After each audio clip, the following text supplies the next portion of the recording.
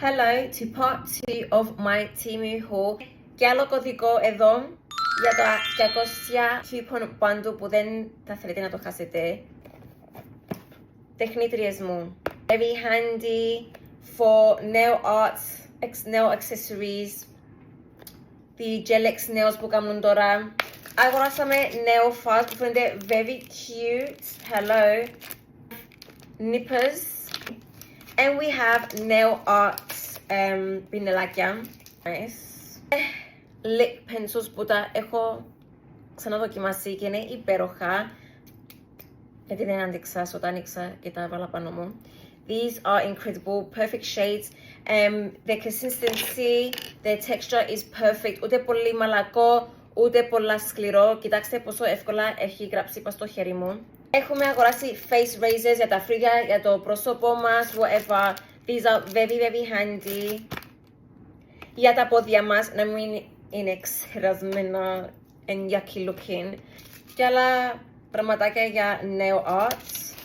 Έχουμε magnets for our cat eye magnet nail polishes που σου δίνει διαφορετικά shapes on your nails with the magnetic gels, which is amazing. Our gel nail samples.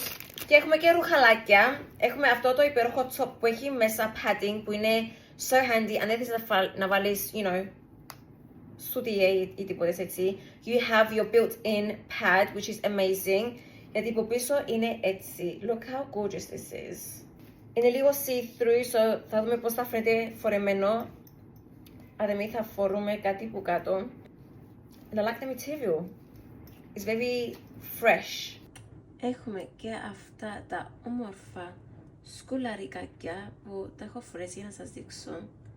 Είναι τέλεια.